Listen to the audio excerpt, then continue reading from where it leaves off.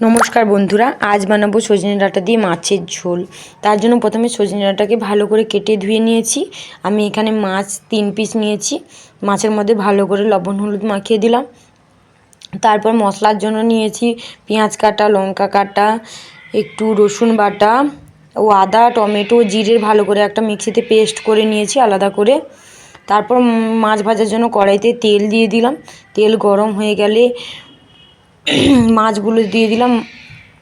মাছ দিয়ে ভালো করে লাল করে ভেজে নিলাম।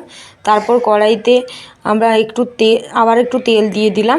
আমি সরষের তেলেই রান্নাটা করছি। তার মধ্যে পেঁয়াজ কাটা, লঙ্কা কাটা দিয়ে পেঁয়াজটা একটু লাল হয়ে গেলে ওর মধ্যে রসুন বাটা দিয়ে দিলাম। রসুন বাটা দেওয়ার পরে কিছু সময় পরে আগে থেকে বেটে রাখা মশলা দিয়ে দিলাম। তার মধ্যে লবণ, হলুদ গুঁড়ো, লঙ্কা গুঁড়ো দিয়ে ভালো করে কষিয়ে তার মধ্যে সজনে ডাঁটা অ্যাড করলাম। সজনে ডাঁটাগুলো একটু মশলার সঙ্গে ভাজা ভাজা করে নিলাম। তারপরে ভাজা হয়ে গেলে তার মধ্যে জল দিয়ে দিলাম। জল দিয়ে একটু সময় পরে মাছ দিয়ে দিলাম। মাছগুলো দিয়ে ভালো করে ফুটিয়ে নেব। ভালো করে ফুটিয়ে নেওয়ার পরে ঝোল